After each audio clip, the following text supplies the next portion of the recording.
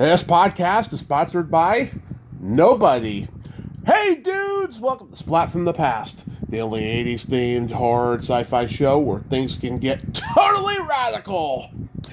Now today I am so excited for today's guest because I'll be talking to Kristen Vigard. Kristen, of course, was the adorable redhead who was in such classic movies like The Black Stallion, which celebrates its 45th anniversary. She was also Walter Matthau's daughter in the classic The Survivor. She'll be my second guest from that. She was one of the original Andes on Broadway back in the 70s. She guest starred on shows like Fame, The Equalizer, Amazing Stories. She recorded a great solo album in 1988. She went on tour with the Red Hot Chili Peppers and Fishbone and sang backup on their albums. She sang for Ileana Douglas in Grace of My Heart, and she's done all these amazing things in show business, and it's going to be a great conversation today, and I can't wait. I reached out to Kristen last year for the 40th anniversary of The Survivors. Didn't hear back from her until 2 weeks ago, and I am so excited for this interview. And I've talked to her over the phone a couple times since scheduling this interview, and she's a real sweetheart. I can't wait. And it's never easy when you find out, your friend is in dire straits. My friend and frequent guest, the hilarious comedian Kristen Christensen, is on life support. I don't know how this happened. I saw her daughter post this on Saturday night, and I've been sad ever since. Pray for Kristen Christensen, and please pull through, Kristen. I love making you laugh. It's just not fair. In the meantime, here is my interview with Kristen Vigard.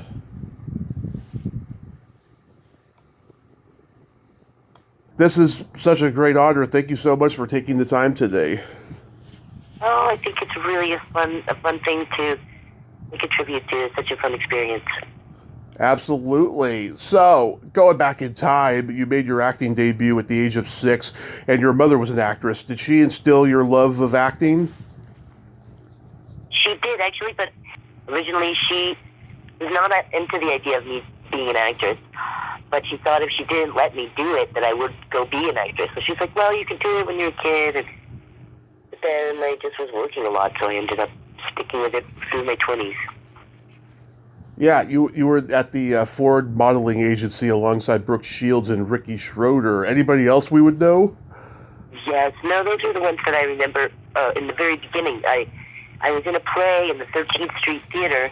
That was the first repertory company that I was in at about 10. And this woman, Claudia Black, came to see us. And after the show, she said, hey, are you interested in modeling? We have only 2 other kids, and we're starting a new line of children at Ford Model. Are you interested? And I started doing print. Yeah. And commercial. Yeah, in 1970, you were in a play with transgender people called The Cheap Trick. It was at the La Mama Experimental Theater Club. What was that like? Yes, now this is an interesting story. The man who wrote that is named Charles Mingus III.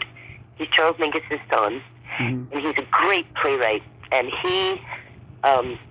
my mother was in that play, and it really started off as a babysitting debacle. And then they were like, well, just put her in the play. And so they put me in this surreal moment where I come walking out, everybody freezes, and I come walking out and talk about being a carrot, which is I would come out and I had an orange leotard and orange tights with the green balloons on my head. Yeah. And mind you, I was 6.5, so it was real cute. And then I would walk out and say, I'm a carrot. And everybody would laugh, and then I would wait until they were finished laughing. And I'd say, one interesting thing about being a carrot is you grow up underground. And that was a big line because it was 10:30 at night, and I'm here with all these transvestites. My mom was there. She played a 106-year-old woman who's sort of dying in the middle of the stage. Originally, it was written as a dramatic piece with female actors, but at that time, a lot of female actors were trying to be more glamorous. They were scared of the dark content of it. It was about women who had been left by their men and all died, and they're in a home, and their struggles with their medications and their whatever. But a lot of women didn't want to do the play, so he ended up hiring transvestites, and it became kind of a comedy. It was like a dark comedy. Yeah.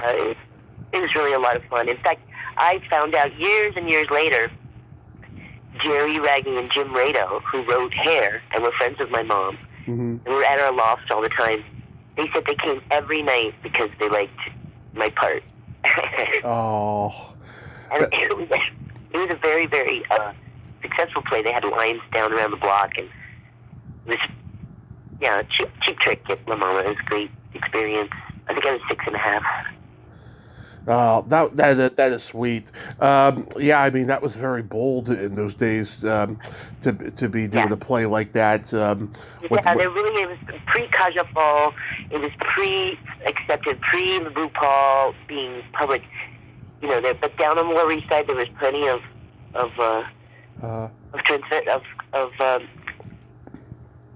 well, and the funny thing is that I always think about how technically I was taught how to sing all the chanteuse songs by boys. Boys taught me how to be a girl, which was funny. Yeah.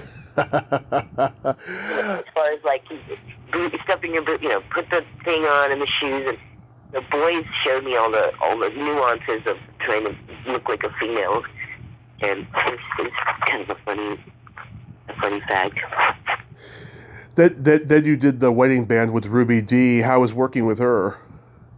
Yes, that was real interesting. It was at the Public Theater, Joseph Papp's Public Theater on Lafayette, and that was my first big, not off Broadway. Public Theater was just off Broadway. That was really interesting. I was actually just the standby. I was the standby, and the girl caught pneumonia. We ended up doing the whole run. And that was really interesting. It was about a plantation. I was a princess. I was this little girl who was on a swing, and it was about Southern culture. Right. Yeah, she is so interesting. I see her. I still see. Well, I'm not sure, not now, but I mean, I still see her in things, and such a prolific, amazing actress. Yeah. Great. Oh, she was great. So was her husband, Ossie Davis. Right. Exactly. The two of them was. It was an honor to meet them and work with her. And then you were like the first Annie for a brief time on Broadway, right? It's true. Well, it was before Broadway. It was the pre-Broadway run at the Goodspeed Opera House in Connecticut. And I was the first person to be hired. In fact, I was hired before Tomorrow had words. They gave me maybe to learn to come back, and I had gone to the audition by myself, and I sang Where Is Love by Oliver, which they liked a lot, and boom, they just hired me. But after a few weeks, I was replaced by Andrea Vicardo, who was really trained as a Broadway actress. When I heard a rehearsal tape once, like 10 years ago, and I had been in the underground avant-garde theater, and so I was inadvertently, I think I was sort of like making fun of the character, like, camping up a tiny bit, and plus she was just really a trained actress, and they wanted to have somebody who was a little bit like sort of scruffy rough, and I was coming off a little bit too sweet and delicate for them. I think I was overwhelmed a little bit by the whole experience. It was a lot. We had to put the whole thing together in just a few weeks, and then on the opening night, there was a hurricane on the East Coast, and we went through the whole play in the hurricane, and the lights kept going off, and we were carrying flashlights around, and the play took 3 hours because we would just stand there with flashlights until the lights went back on, and then we'd start again. And there were pieces of set flying through, like almost killing people. It was crazy.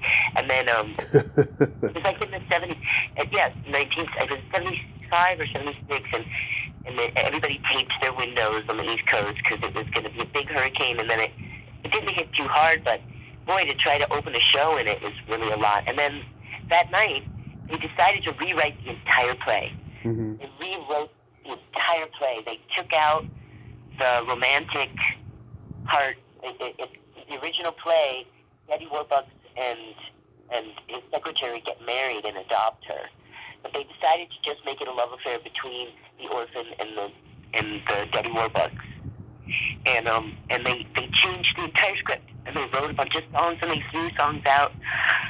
And then we started up again, and then I think it was a lot for me. I was 12 years old, so I think I was a little shut down. But later on, they rehired me to go with them to the Kennedy Center. Mm-hmm. We ran at the Kennedy Center in Washington, D.C. for about 6 weeks, and I think it was 6 weeks, and the pre-Broadway, and when we were there, we met all the living presidents, and we went to the Senate as the guests and sat down on the floor, and on the actual floor, and then we also we went to the White House several times as guests of Amy Carter. She's really cute, and the Carters kept coming to the play because she brought her whole class, and we really liked it. And she and I would we would escape the Secret Service and run around. She brought me to her. She had a tree house in the backyard, and it was real exciting. It was real exciting thing, and I really enjoyed it. We stayed at the Watergate, and I would run around the back. Because I'd seen the show, and I was sort of like the little ambassador to Annie. There was one moment when the Secret Service knew me because I would talk to them during the show in the back. They would be standing outside in the hallways. And I met the guy who jumped on the back of the car during the Kennedy assassination and spoke to him all about that, which is so weird because he even had a tear in his eye telling me a story about that. And then that day, I think it was that day, Indira Gandhi and Henry Kissinger were there for the play. Wow. And the Secret Service let me jump on the elevator with them. So I thought that was a real great moment. I was chatterboxing Indira Gandhi and Kissinger in an elevator. And they had a Secret Service guy riding on top of the elevator. Uh-huh. They were all outside the elevator. It was really a kind of a funny moment. Yeah, it was pretty funny, yeah, with Kissinger of all people. Yep. Yeah, I know Roseanne Sarantino and Shelley Bruce and Diana Barros, all great, fun ladies. Oh, just also they're such wonderful, terrific ladies. I'm honored to be in that group. Yeah. 40th anniversary, and it was just so many Annies and so many orphans, and we just had this huge celebration, and they flew me out because they knew that I may not have money like that. And we had it was for CBS, I think, or it was like a Sunday morning thing. Mm-hmm. And it was so exciting to see all these people. There's just like this giant army of human beings that were in Annie, and they're all really in love with the whole concept, and just would cry talking about it and stuff. The one before me, and then they would look, and I'm like the grandmama of Annie. It's just funny. They're really sweet to me. Yeah. Yeah. They're very sweet to me. They are. I get a little uncomfortable, but because they're so. It's such a kind of an amazing group of people, really.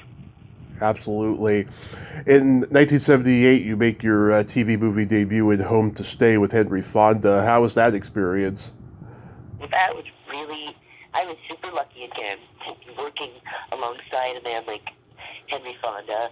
And he just loved to work. And he was slumming, let's just say it away. It was a movie of the week. We shot in Canada. But he loved to work. He was in his 80s. And he and his wife, Shirley, just took so much good care of me like he was my grandpa. And it was such a fun movie. It was David Stambaugh from the Bad News Bears and Henry Fonda and I. It was a movie about elder abuse and about disenfranchising, supposedly I was an orphan in this movie, which is funny. But then my parents had died in a car accident, and the uncle wants to put my grandfather, who I have a really close relationship with, into a home so he can modernize the farm. And I'm scared he's going to do that. So I kidnapped my grandfather. I basically hotwire a truck with my friend, and I kidnap my grandfather. We drive across country and have all these adventures, and I'm trying to get to my other uncle, who's a psychologist or something, and so that they can declare him not compos mentis, not non-compos mentis. and it was really fun. We had such a good time. Of course, because I'm a little kid, and I had a part bigger than this huge star, they treated me like a star. They're not going to treat the little kid like crap right next to a big star. So I had my own trailer and real star treatment. But I think that was just because Henry Fonda was there. Yeah, and Delbert Mann directed. I mean, God, he directed one of my favorite old Hollywood movies, Marty, with Ernest Borgnine. Yes. Yeah, wow. He was so nice. He's just a delightful person. Everybody was really nice. We had such a good time. Yeah. I was up in I think right after that, I did the Black Stallion, and we had the big blackout on the East Coast. And I had gone up there myself real quick. My mom had to finish work, but she was on the runway trying to come up to meet me in Canada, and the blackout, and they couldn't take off. So she was days late coming up there. I just remember that. Mm-hmm. How does the Black Stallion come to you? I just went to an audition and met Francis Ford Coppola and a few others. And originally they were considering me as the lead, Kelly Reno's part. They were really having a problem finding the right kid. They liked my attitude and my natural thing, and we had a bunch of meetings where we sat around and talked about horses and stuff like that. But then the studio was saying, if it's a girl, it's too national velvet, and we want a boy. So then they found Kelly Reno, and they wrote me a part. But then we shot all the stuff for the After the Island stuff first, with all kinds of people. I'm blanking on it now. The blonde, blanking people's names right now. Oh, Terry Garr? Terry Garr was in it. Yeah. Mickey Rooney and Hoyt Axton. We shot a lot of stuff on trains, and we shot at the races in Canada, Fort Erie, and then but then they went to Sardinia and shot all that amazing island stuff. Yeah. Of him on the island, which to me really is the beauty of the movie a lot. You know what I mean? Yeah. So the island thing I think was supposed to be like 10 minutes long, but after they spent 2 years and actually sunk a real ship and did all this stuff, they ended up editing the movie and taking out. And then my part was one of the things that really got taken down a lot. But I wasn't upset because I felt like the movie was so good. I felt happy to be in it at all. And I think that Mickey Rooney and Terry Garr were a little upset because I don't know if they would have done the movie if there had been so little part. You know what I mean? Yeah. They knew they didn't edit out so much. But it was really interesting, and I loved it. We were dressed in period stuff. I met a 200-year-old parrot, and we just had such a great time. It was really interesting. And Mickey Rooney was a real delight. He was so funny and I loved him. Yeah, Coppola, he was like finishing Apocalypse Now at that time, so he probably wasn't on set, or was he? He was not. He was the producer. The director was Carol Baker. Carol Ballard. Oh, Carol Ballard. Yeah. Yes, I was at a very special banquet, which I still wonder why I was there. I was there as like a little lucky charm, I guess, because I was there by myself. It was a huge table of men in suits, and they were wrapping all these movies at the same time. And at the head of the table, they had George Lucas, who had just finished Star Wars, and then they had Francis was there. He had just finished a really long run with Apocalypse Now, little movie, and then just from all the stress, and then the Black Stallion. And put on this big dinner. And I don't even know where we were. I can't remember if it was I think it might have been in San Francisco. No trope. Because I think we went to San Francisco to shoot a little scene, if my memory serves. But then it was so interesting, and they were like, go to the head of the table. So I walked all the way past all the guys in their black suits, and George Lucas handed me a button that said, "May the Force be with you." And that was the first button of the May the Force be with you. I actually had that until the 90s. I lost it like a fool.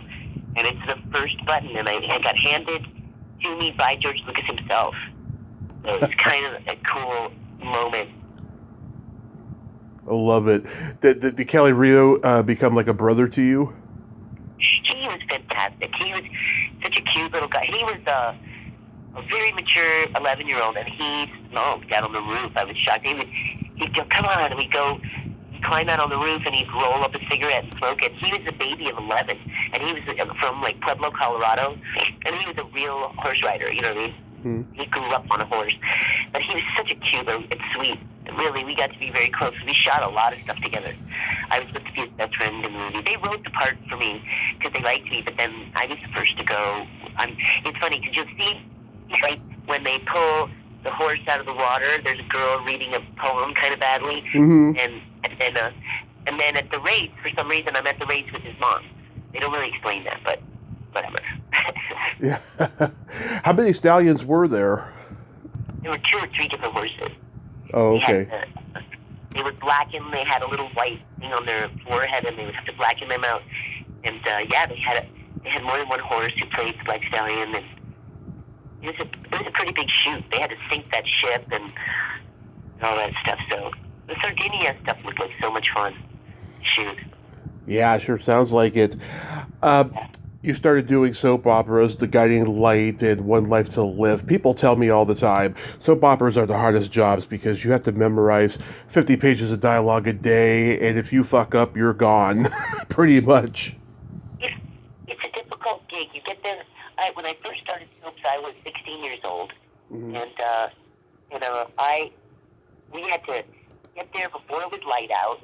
We had 1 hour in the middle of the day where we had to ourselves, but we had to be dressed and know our script with makeup at the end of that hour.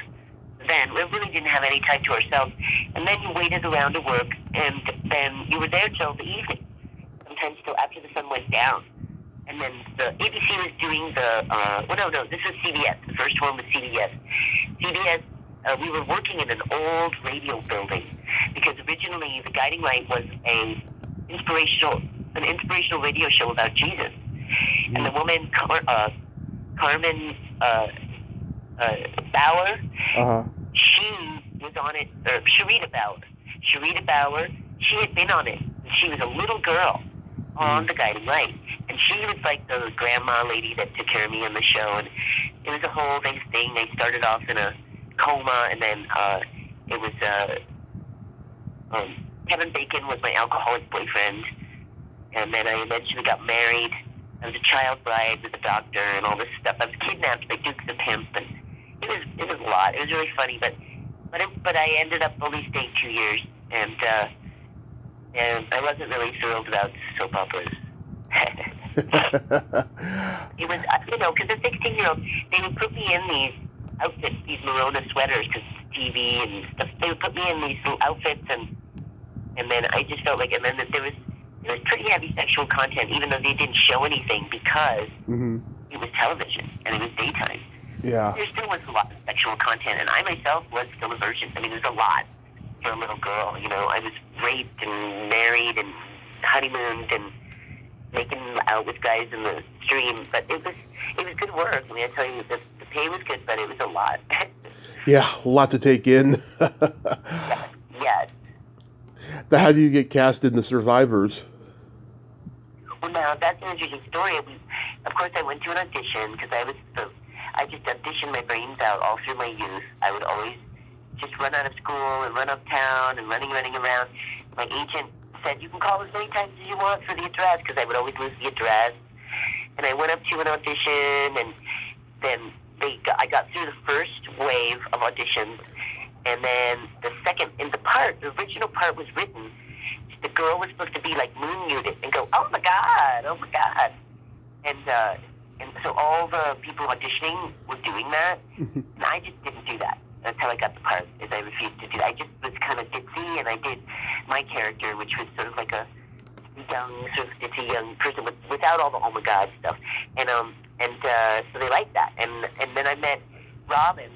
Robin had the last word on stuff, and so he was so wonderful. And then I went, and it was so funny, and it was because on my second and last audition, when I was supposed to get, I wore the same clothes, because that's what you're supposed to do. Don't change your clothes. They like the way you look. And I went up to my audition Well, the night before, my boyfriend at the time, I was like 21 or something, what he did,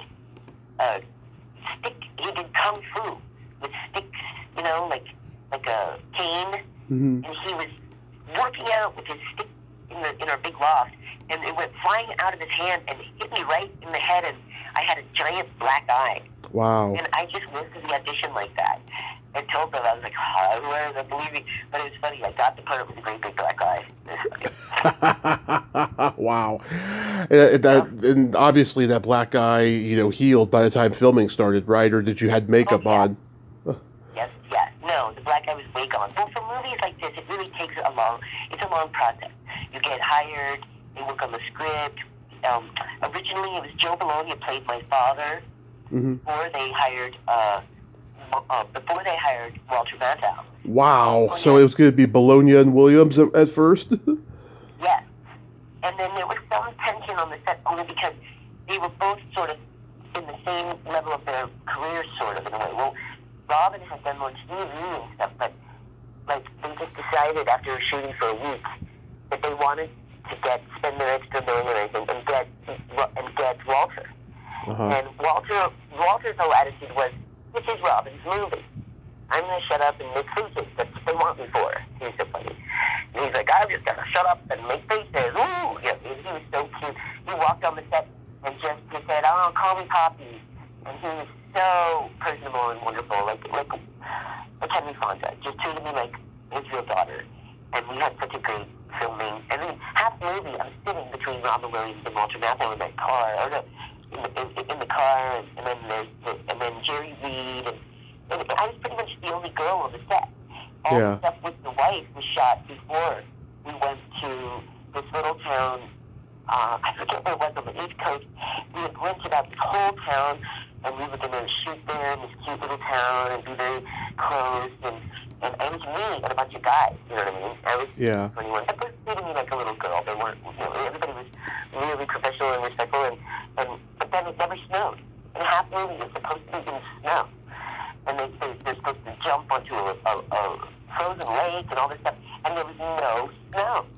And so we felt so bad because we shot everything we could possibly shoot indoors.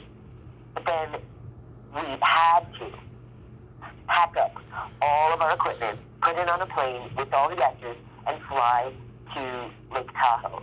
Because the snow was deep and the lakes were thickly frozen. And we felt bad because these people had booked us out for the whole winter. And then it started snowing the day we were going, but it wouldn't have been enough. But that was kind of sad. And then the whole tone changed a little bit because we were all staying in casinos and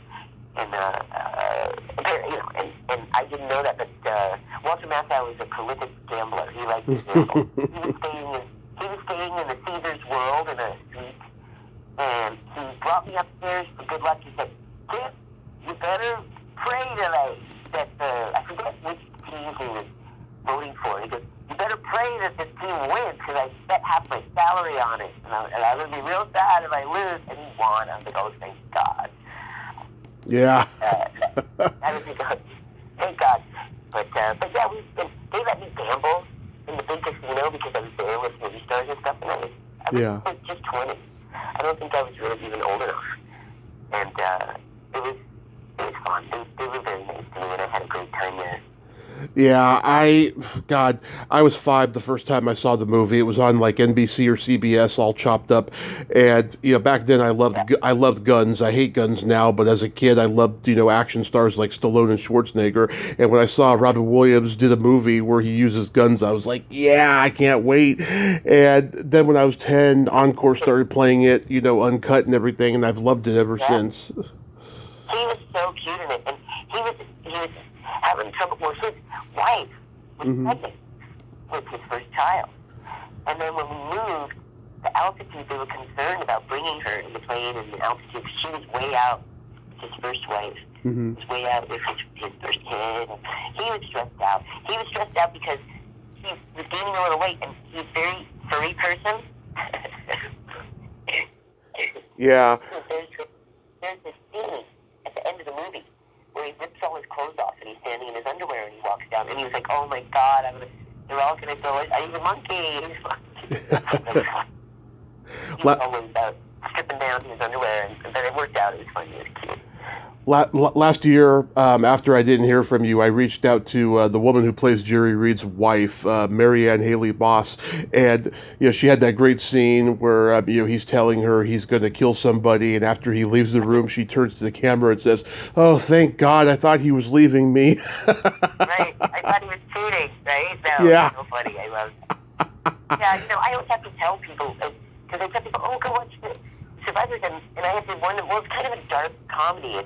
That was a genre that we don't really have that so much anymore. No. It was a real genre in the 70s of dark comedy that's like Hudson, Moscow on the Hudson, and Yeah. all these sort of dark comedies. And it's kind of a sleeper. It takes a minute to get used to the whole tone of it. So some people get confused, but pretty much everybody likes it, But I think it was a little ahead of its time. It's so prophetic, really. People watch it now and they're like, "Oh my God." Yeah, it's more like how people are now. The ending is really sad. Robin threatens suicide by freezing to death. It's so devastating to his legacy when you look at it now. It'll be 10 years this summer since he passed. I can't believe it. I'm so in shock. It's just horrible. It's horrible. Yeah. Being in the snow the entire time, your toes must have been numb for weeks. Well, actually, they bought very expensive boots, belts, and coats. Like the real Arctic stuff. So we had super Arctic stuff when we weren't shooting, and then we would throw off the big coat and take off the boots when it would start, Yeah. And because we were out there in the deep snow, it was cold. But they kept us nice and cozy. We had little warming stations and stuff like that, so it was cool. Nice. I have the first 2 seasons of Fame on DVD, and I watched your episode last night. You play a smitten mean girl. Yeah, I don't know if I was very good in that, honestly. I think I was a little intimidated by all those kids were like actor kids, and I really wasn't. Even though I acted all my life, I really didn't feel like an actor kid. I felt like sort of a normal kid who kept getting jobs, and they were also like, they went to, I never studied acting or dancing or anything.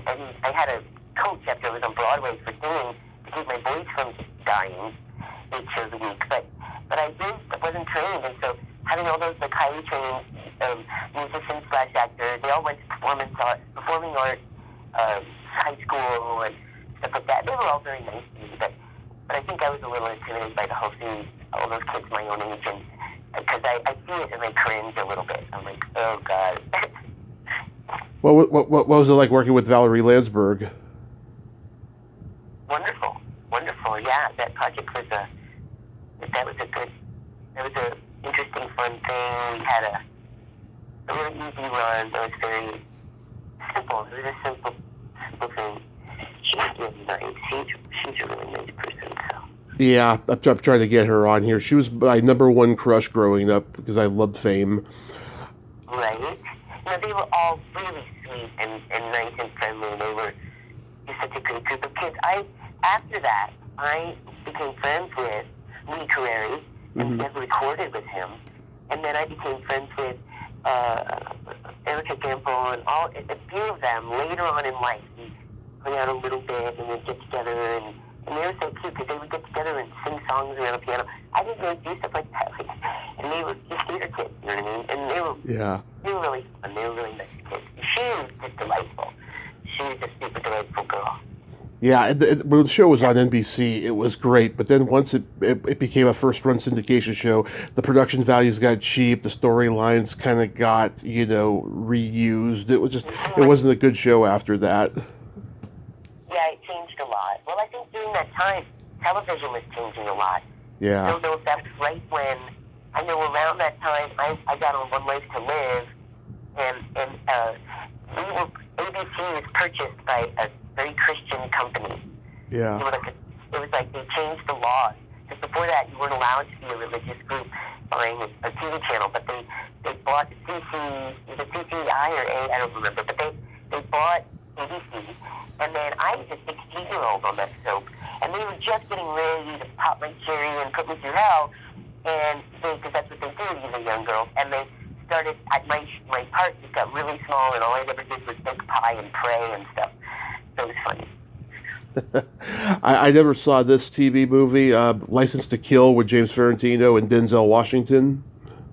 Yes, that was really interesting. I was hired to be in that movie in Texas, and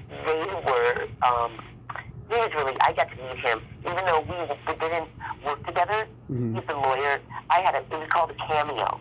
Yeah. He got paid pretty well, but I'm only in the first few minutes of the whole piece. But the whole movie is about my death.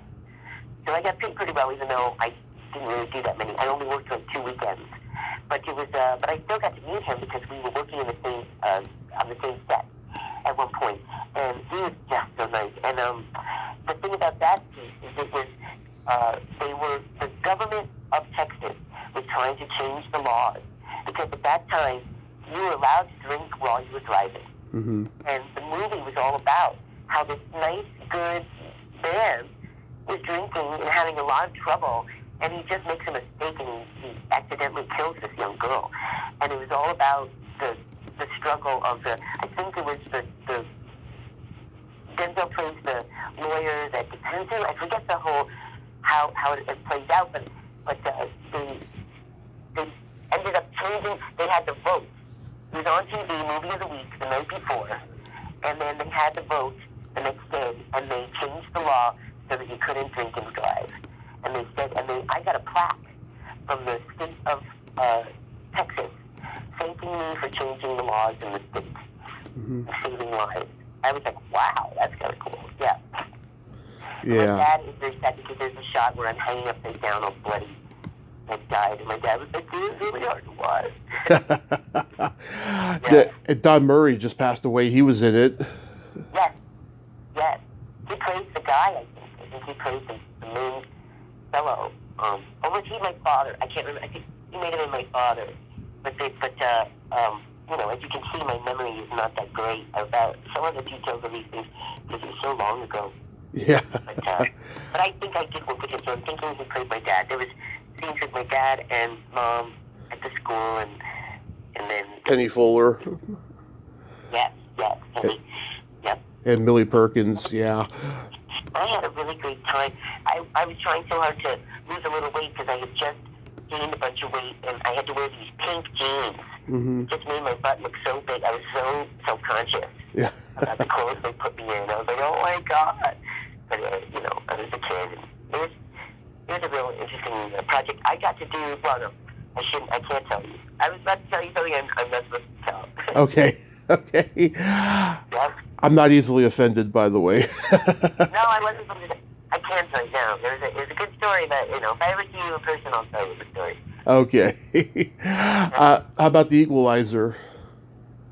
The Equalizer was very cool. I worked with Christian Slater and of course The Equalizer himself, and that was back when he was an old English white guy. Well, not that old, but a grown English white guy.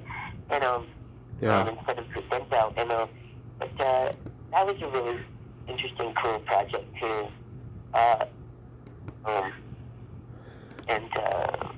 It didn't take too long. It was about 6 weeks. It didn't take very long, but that was a cool project. And then you were in one of the last episodes of Amazing Stories. Right. That was such a crazy story. I didn't have a phone, and I went to an audition. And I don't think in my whole life did I ever call to find out if I got the part. Usually they'll tell you if you got the part, you know. But I called them because I didn't have a phone, and I wasn't sure if they could find me. And they go, "Oh, Kristen, well, you didn't get that one, but you got another part, and you're hired." And I had just cut all my hair off, and part of the story in the part they gave me was my long hair. I went to the audition, and I cut my hair off, and they were like, "Oh no, but they changed the story and they made it a ring instead of a ribbon." And it was interesting. That was a really fun little project. We had a lot of fun with that. We shot up that was in California. Yeah, Stephen Jeffries. Oh my God, he friend requested me a few months ago after trying to get him on here for a long time. I'm gonna reach out to him soon and see if he'll come on. I think he was one of the most talented young actors that came out of the '80s. Right, he's great and really sweet. A delight to work with. Dennis Lipscomb was in there, and Mary Ellen Trainor, rest in peace, who was Robert Zemeckis' wife. Yeah, that's a nice little cast there. You have a beautiful singing voice, and I've listened to some of the songs on your 1988 album. Yeah, I listened to "Waiting for You" and "Stone City" and "Paint My Head" and "Use Me." What happened with that album? Like when it was released? I was told by a lot of DJs that they liked it, but it jumped around too much stylistically. Mm-hmm. I was determined to do that on my first album, and then I thought after that I was focused on a particular kind of music, but I wanted to jump around, and I have no regrets. I like the album. It's a collector because John Frusciante's first album, it came out before the Peppers album came out. Mm-hmm. So I see people holding my album for John to sign at his concerts, which is funny. And I think it's out of print, so now it's a rare item, and now it's actually worth quite a bit. It's sort of turned into this treasured item. And there was 50 different musicians on that. The guy who was the producer, he had two guys that he worked with, and they were going to sort of play everything. But I kept saying, well, I want to bring my friend in, and he'd be like, oh, another friend of yours? Oh my God, how many people are you going to bring in? And I'd bring somebody in, and they would be so amazing, because I was working with Fishbone and the Stan Trulio that I work with, and Peppers, and I had just gotten off tour with the Peppers, and I had been in a lot of little bands at that time in Los Angeles, in the underground club scene, and like Solomon Mansour, who just passed away, and he's going to have a great big memorial in February, and he was a good friend of mine who let me sing at his clubs, and so it got my, and then I just ended up finally getting a record deal out of nowhere. I didn't even have demos. So I really had no big expectations. So, my friends who'd been working with demos for years were all mad. They were like, how do you do that? You don't even have demos. But I got lucky, but, it was difficult because I don't even like it didn't turn out the way I would have made it turn out if I had complete control. Uh-huh. I was afraid of being a pushy. I'm a Taurus, and I can sometimes be a little overbearing, and I was afraid of just being too big to be on the set and scaring everybody away. But I realized in retrospect I should have been much more firm about what I wanted it to sound like. I think it would have done better. Because now I love it, as you said, I'm used to it. But I used to cry when I listened to it because there were so many things that I did not like. So, yeah. Flea was the one who said to me, listen, Kristen, there's the record you want to make, the record you make, and the record you wish you made. It's basically always like that in some place or another, in your ear and your head, Yeah. And I had to let go of it. But Peter Bauman, who was the head of private music, he was just the most wonderful guy who really just put out his pockets, and he spent a lot of money letting all these different people play on the record. And right when we were mixing it, at a place called Suma, and it's gone now, but it was on Hollywood Boulevard, Sunset Boulevard. Uh-huh. And we were mixing our record, and I was mixing my record, and in the next room, River Phoenix, who I knew from auditioning. Everybody always thought he was my brother because we were both there without our parents, and we had similar noses as kids. We were just a little bit similar looking, and we were there alone. So they'd be like, oh, are you guys? So we'd be like, no, I don't know him. So when we ended up meeting in clubs and just around the music scene, and he was mixing his music with his sister, Rain, for PETA. He was a big PETA advocate. Mm-hmm. Ethical treatment of animals, Yeah. And he and his sister had done a whole album for the benefit of PETA, and we had so much fun just bopping around in that studio, and with Max Perlich. I don't know if you know who he is. I've heard of him. Great actor. Yeah, he's in Drugstore Cowboy and a lot of movies. But he was a little kid, and he would be at the clubs, and me and my boyfriends would save him from the police when he got caught there as a little kid. We'd be like, no, he's with us, Yeah. And set him free from the police. But it was River and Max were in the next room, and we were just having a blast. And then in the other room was Tupac and Babyface, and it was just a really interesting time. Yeah. So how did you come to get to know Fishbone and the Chili Peppers? Well, honestly, the way that I met Fishbone is I had a habit of just singing a cappella when I felt like it in the clubs. Mm-hmm. There was sometimes a little alcohol involved. And we would just have a blast at these clubs. And I would go find a hallway that had the right, if I found a hallway with the right acoustics, I would just sing a couple songs and then walk on. It was almost like a busking thing, because I used to do that in the subway in New York. Mm-hmm. The subway was one of the only places I could sing full voice and be comfortable and not feel like people were listening to me. So I would sing in the clubs because it was so loud there. You know, they couldn't hear me in the club. And it was Chris Stout who came up to me, and he even remembered what song I was singing. I can't remember now, but he came up to me and was like, "Hey, I sing in Fishbone. I play keyboards in Fishbone, blah blah blah," and introduced himself, and then the rest is history. Where I met all of them and just loved these guys. They were so great. They would have me come and sing backgrounds on things like I sang on Truth and Soul and some other stuff, and they were just a terrific group of people, and they had a really nice and cool rehearsal studio that I was always invited to. I would just pop in there, and they put me on some things, and it was just a really great. It was just a really great sort of studio to work out all the music stuff, and then there were so many people, like Amp Fiddler, who just passed away, was a genius, an amazing musician. And he was around there. I got to sing on some of his stuff, and just a great group of people, fantastic. And we lost some of them over the past few years, but that was such a great time. And then I started doing underground clubs, like 3 in the morning with my friend Jeff Connors. Uh-huh. And the first time I met my friend, me and Jeff were doing a thing. He played bass and I sang. And we did this one thing at a club called Read that had a reading list. It was like a book club, night club.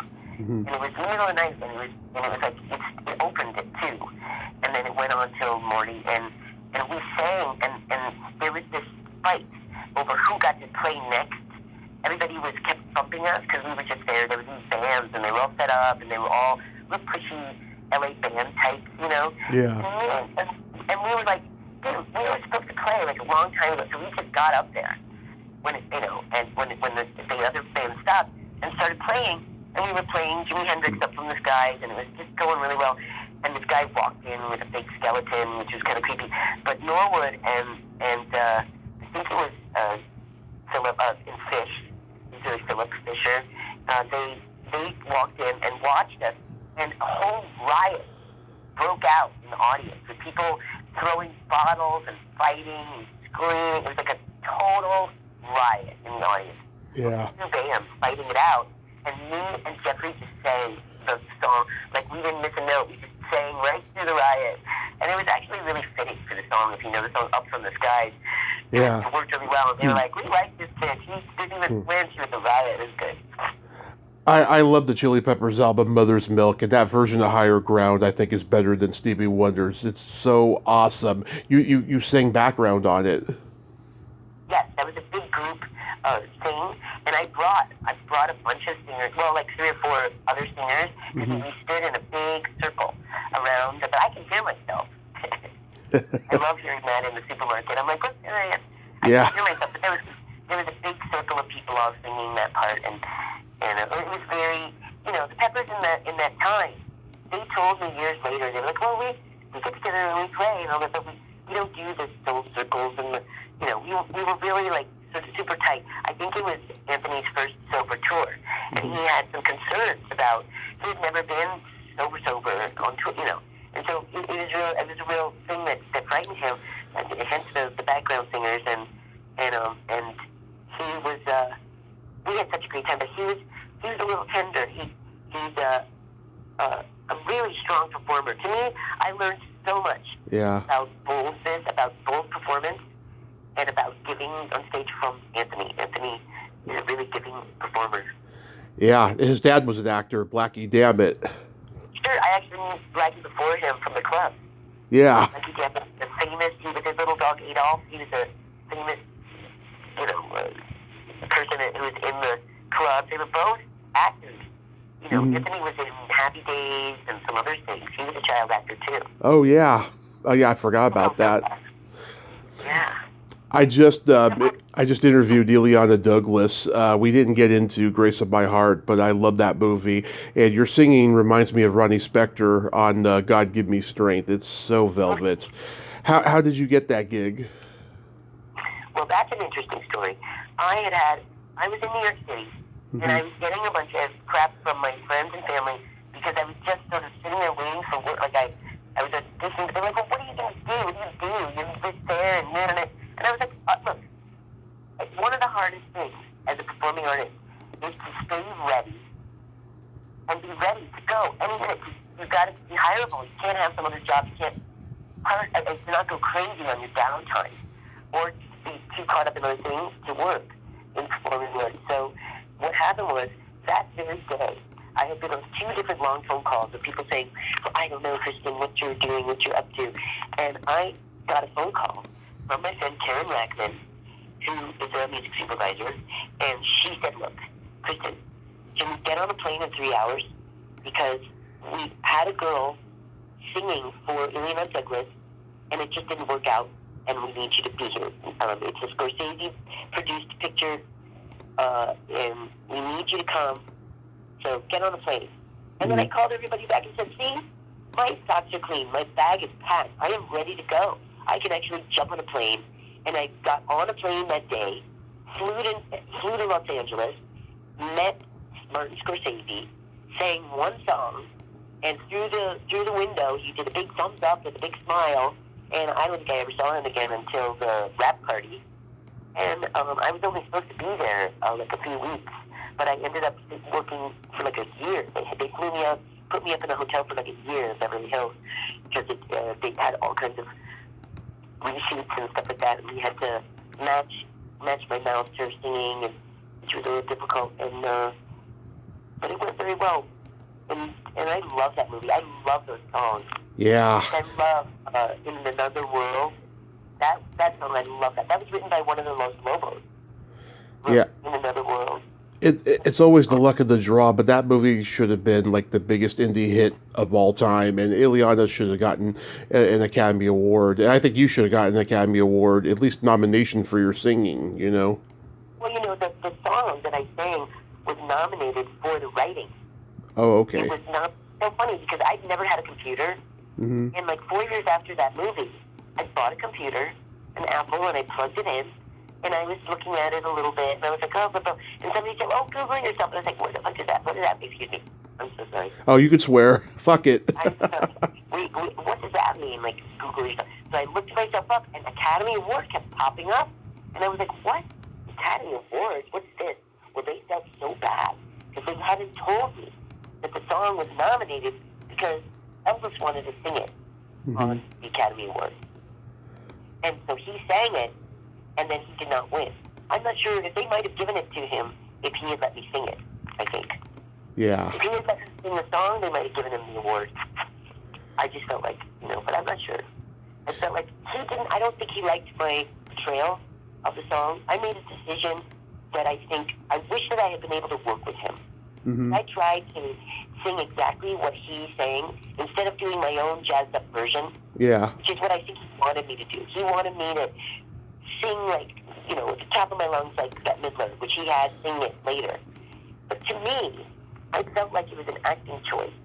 I felt like she's supposed to be singing, oh God, give me strength, because she's weak. And honestly, if somebody's screaming and yelling out, God, give me strength, they sound like they're pretty strong. They just sound like a drama queen who's screaming and yelling. You know what I mean? Yeah. I felt like I wanted to scream. I wanted to sing the song like someone who might be on their last breath. Like, they were just really overwhelmed. And also that it would be easier to mark for her to copy me, Yeah. And I think that he did not like, and I feel so sad about that because I wish that they had put him in the room with me and Mary Klein so we could have gotten it the way he wanted it, Yeah. Because I always got that feeling. And then, I will not tell what his name is, but this friend of mine, I had given him permission when my daughter was really little to be me online, because I didn't do online stuff, and I had sang some songs for him, and I said, well, you can promote it and just be me and go and do the iTunes thing and blah, blah, blah, blah.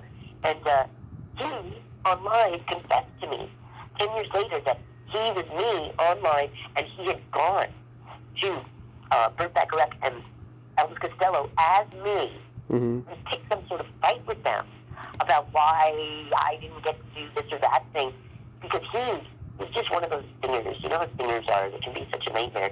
And so they saw it. And to this day, I've never been able to straighten that out. I'm just so embarrassed. Like, he literally was online catfishing Elvis Costello and Burt Bacharach as me and picked a fight with them over that song. And I always thought that was so funny and also very distressing. Like, when Burt Bacharach died, I was so mad. I was like, oh, God, I wish that I would get a chance to tell him. Yeah, that's pretty bad. That was not me, that I would never, like, pick a fight with them about that song. I was so honored to work on that movie. And then I got to sing a song Joni Mitchell wrote. And actually, Joni was kind of sick like I am right now when she did the demo for Man from Mars, one of my favorite songs I ever sang. And Man from Mars is such a good song. And I studied Joni. Like like most teenage girls back in that time, I knew all the words to some stuff, and I just loved Joni Mitchell. So I studied her inflections and stuff like that. And when we were doing the song, even though the movie is loosely based on certain characters, it was also it was Joni Mitchell's ex-husband who was producing it, Larry Klein. And he kind of said, do your best Joni kind of thing with this song, you know? And so I did the song, Man from Mars, but she had done the demo when she sounded like me right now. She was kind of like foggy, and I think she had just lost her cat. I think that's what the song was about, her lost cat. And it took so long getting the song, they almost gave it to Bob Dylan. But then she sent in her song finally, and I did the thing. But there's 100 copies that were printed by Universal Pictures. It was on the front page of the New York Times. And at Universal Pictures, they mixed up my vocal with Joni's vocal, and they printed 1,000 copies with Joni's demo and my name, because they thought I was Joni Mitchell. And I was like, oh, kill me now. Like, that was such a great honor. I was like, oh my God. They made a mistake at Universal, and they thought I was Joni Mitchell, and I was like, that was it. That was the pinnacle. Yeah. For her. She's just like a goddess. You know, she and Neil Young invented types of notation so they could write down their music exactly. Because in music, they're always saying, well, no, you can change it a little bit in the music and then write it. But they invented their own notation to get these really beautiful, accurate things. And I'm just a big fan of music like that. But wow, that was so cool. I mean, one of these days I want to frame that piece of news on my wall. They made a mistake. They were all like, no, I know Joni Mitchell. That's Joni Mitchell. I was like, oh my God. Yeah. And you did songs for movie soundtracks like Ladybugs and Dr. Giggles and Clueless. I mean, you were on a roll at that time. Yes, well, I had gotten myself in with because it's kind of a tight group, guys who do the music for movies and stuff. And I had gotten myself in. So Karen Rackman was the one who first, I was literally leaving town. I was in my car. It's a funny story. I was kind of sick of LA. I had $450 in my pocket. And I got dressed up. I said, I'll go to the club, I'll dance, and then I'll drive to New Orleans, and I'll never come back. And that night, I went to a club called The Last Shot, and it was closed. And I was like, okay, that's it. I'm getting on the freeway. And I stopped at a light, and in the car next to me was Anthony, John, and Bill Brough, who's Senator Brough's son from New Orleans. And they were like, hey, what's up? And I remember I was friends with Anthony's girlfriend, Jennifer Bruce. She was sort of the queen of the go-go dancers at my favorite club, Power Tools. And they would let me, dance and stuff. I even got to go dance once there. And so I was like, oh, there's that guy, Anthony. I'd given them a ride home from the club once because I had a cool vintage car. And they go, hey, what's going on? Why don't you come with us to a party? And I said, okay. So I went with them to some big party, it was a Tequila Mockingbird party, and the next day, I stayed that one night, and the next day, I got a job writing a song for, I think it was Cool Blue, I forget which one was the first one, but I got $2,000 to write a song for a movie. And my friend used to pull me out and have me write songs when she didn't have that much money left, because I would take anything, kind of. And then she started hiring me to do a bunch of different things. Then, like on one of them, on the Dr. Pickles, they had the song "The Party's Over." Yeah. Party's Over. They couldn't afford publishing, and the song was in the script, so they had me sing it with a full orchestra, and paid me far less, of course. And that was like fun. I got to do that. The Party's Over, and a lot of things. And then I started working with sometimes David Fairwald, and he and I did the song for Clueless. I got a phone call from them one night in the middle of the night. They said, "Kristen, we're at the sushi bar. You got to get in a cab. We're going to pay for it. You guys got to come down here and make this more fun." And they were all drinking sake, and because they were all pretty prolific, very serious musicians, and they were writing music for Clueless. They used fake names, all of them. We were called Yellow Fruit. Yellow Fruit. That's a clever title. So what happened? Did you just get sick of film and TV work, and you just decided you're going to get out of LA and raise a family? No, I quit acting before that, and I quit acting in New York because I went to a meeting with I think maybe I was in California when I had the meeting. Brian Lount, agent for CAA, said, "Listen, there's only a few people who get to do acting and music. And you're not one of them. There's Iggy Pop, there's Cher, and Bette Midler, but you got to pick one, kind of." And I picked music, even though the money was way less. When I first started acting, there was music in it because it was musical. But then there was no music in a lot of the acting I did, and I liked it. It was interesting. But music was my first love, and I loved writing music. I had gone to Juilliard for a year and a half, but then I got a soap opera and left.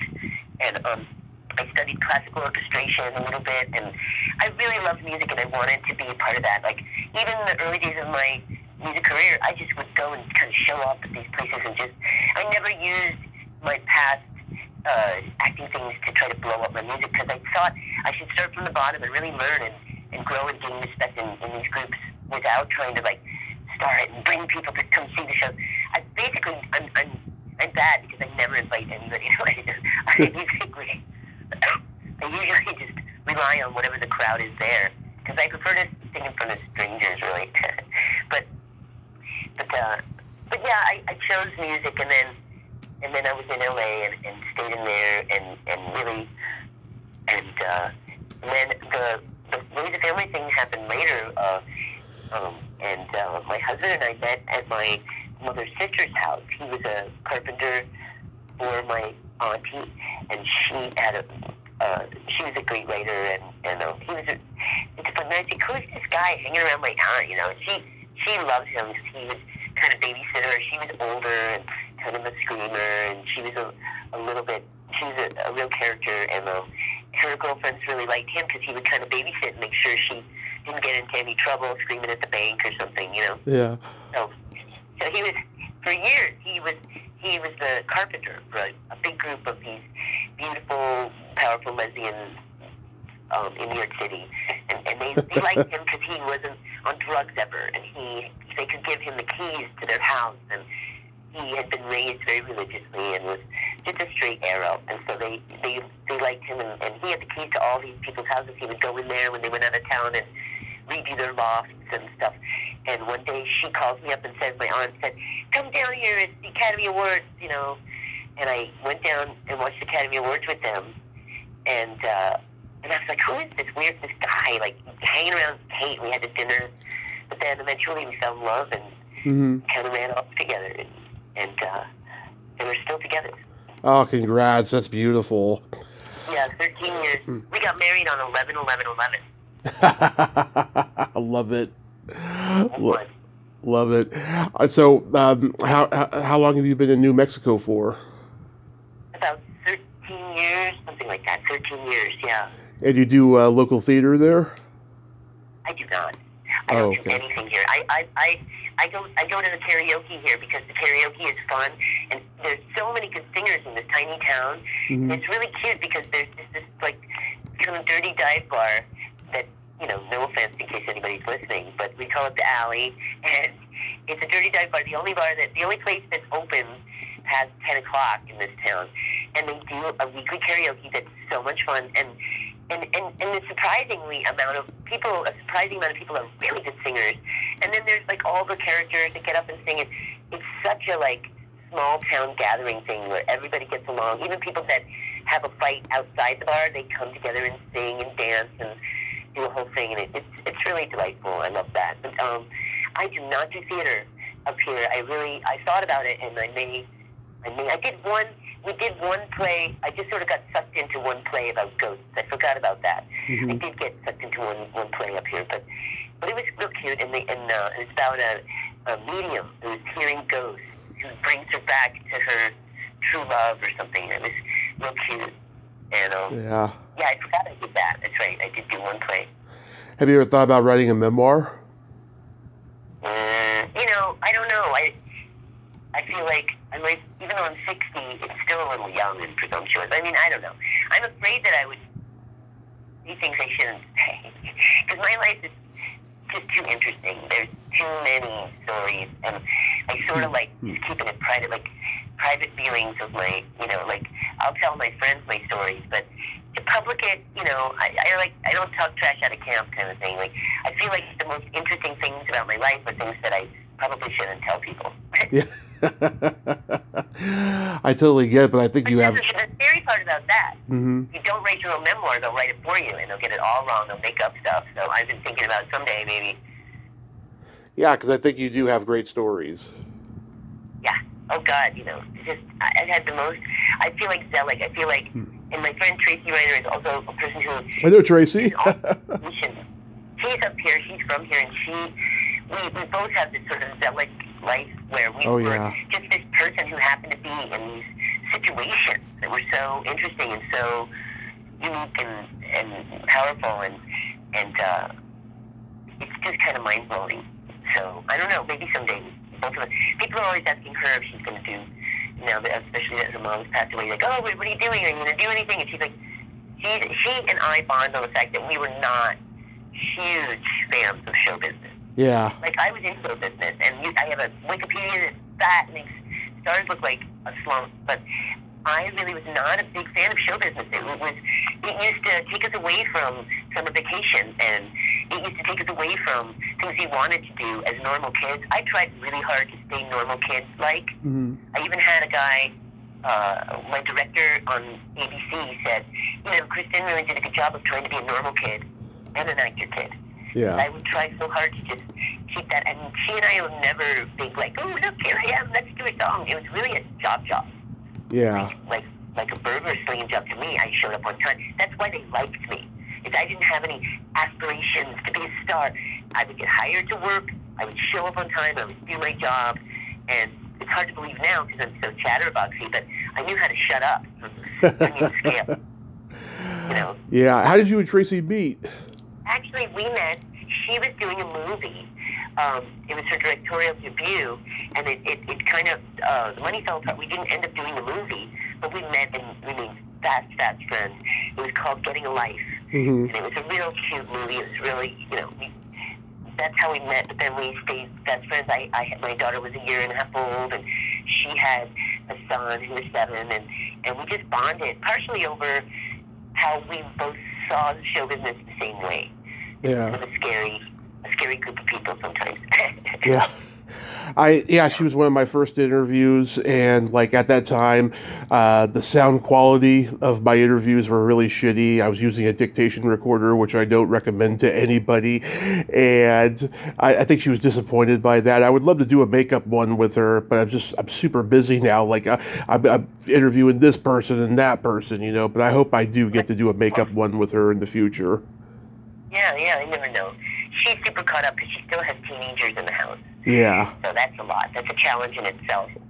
But they're almost out. They're 18 and 17, I think, or 16. Yeah.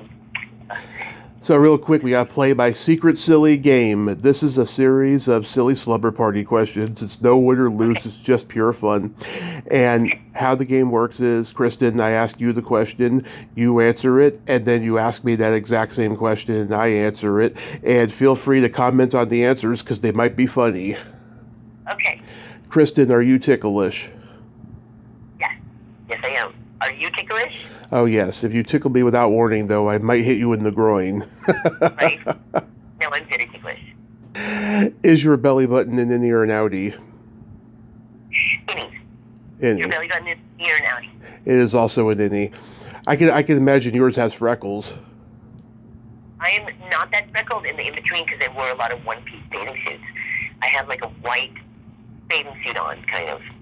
Mm-hmm. Yeah, I don't have as many freckles. I have freckles on my arms and legs, and I have a lot because when I was little, I lived in the Philippines for a few years, and I was outside in my little tiny outfits getting lots of freckles in the Philippines, 106 degrees, you know? Yeah. What color are your toenails painted? I do not wear nail polish. I feel like it's unhealthy, and once in a while, I used to do that, but I whenever I took it off, I felt better. I don't trust nail polish to be attached to my fingers. I think that we don't know enough about all the chemicals that we use, and like in 100 years, they're going to be like, oh my God, yeah, they put that on their nails, and they clean their sink with this stuff? How insane, you know? Yeah. Like in the future, they're going to use non-toxic things, and it'll be like a joke, all the toxic things that we used. Yeah. No offense to nail polish dealers, because they could maybe start a line, if they're listening, of non-toxic nail polish. Although I've heard that there's roofie nail polish that you can put on your fingers and then dip in your drink and turn black if there's roofie in your drink. You ever hear that? Yeah, you can buy that stuff from ladies. It's your roofie nail polish, so you can make sure your drink has not been drugged. Yeah. Mine are not painted, but last time they were gold with sparkles for New Year's Eve. Well, that's fun. I mean, I don't want to not be fun. I wore nail polish throughout different times, but I always take it right off, kind of. Yes. What would you say is your best personality trait? God, I don't know. My best personality trait is that I never give up. I think that I always, even if I have a difficulty, I basically always, if there's a misunderstanding or if there's anything, I never walk away. I never say, oh, whatever you want. I always communicate through until things are worked out. I'm very to it. That's a good one to have. Yeah. And for me, I have empathy and no filter. I think I agree with that. I'm a little bit like that too. Yeah. And then my favorite question, is there a stinky smell that just makes you gag? It's weird because I don't have a stink smell gag reflex like most people. Mm-hmm. I'm the one they send in if it's too icky to clean, because I wanted to be a doctor or a nurse. Uh-huh. And so I literally used to work with old people. There was a 100-year-old woman. I used to change her diapers in the morning and things like that. And it was a delight. She was delightful. And I don't really have a smell gag reflex. The only thing that I can say is maybe Chinatown during the garbage strike. Mm-hmm. That is one that can make me gag. That's pretty bad. Yeah. How about you? Either farts or feet. That's it? You're vulnerable. I find boys are very vulnerable with smells. That was one of the reasons they were going to have women in space. Mm-hmm. Because I think women deal with bodily fluids much better than men, they say, traditionally. And in space, that's a big issue, bodily fluids, you know what I mean? And dizziness and stuff like that. And you don't need to be strong because it's zero gravity. So, but yeah, that's funny. Yeah, you would die if you were married to my husband. Really? He is. Not the feet. Feet are nice and clean, but the farts, oh my goodness. Yeah, I can totally imagine. He was saying that when you lose weight, that the actual gas coming out is you losing fat. Mm-hmm. Huh, I never thought of it in those terms. That does sound interesting. Yeah, a friend of mine who was very scientific, he lost like 250 pounds or something, and he was like, what do you think, how do you think all the fat gets out of you? And it's gas. Yeah. And it was an interesting fact. I never knew that. I have a joke for you. Okay. What do you call a boy that doesn't masturbate? I don't know. A liar. Kristen, you are amazing. Thank you so much for coming on today. I hope you had fun. Yes, this is delightful. I'm sorry I was coughing through the whole thing, but I had a really nice time. Thanks for inviting me. Absolutely. Get some rest for your cold. And yes, consider writing that memoir because you do have great stories. And be safe out there. Thank you so much. Yes, it was delightful. Yeah. Thank you, Kristen. Okay. Have a great day. Have a great day. Bye-bye. Well, there you have it. Kristen Vigard, ain't she a sweetheart? What a awesome, fun lady. And wow, I didn't know she knew Tracy that well. That is so awesome. Her and Tracy Reiner are good friends. Yeah, well, she needs to write that book. I really think she needs to write it because she's a great storyteller.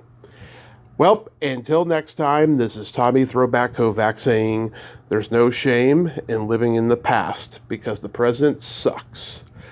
Later, dudes!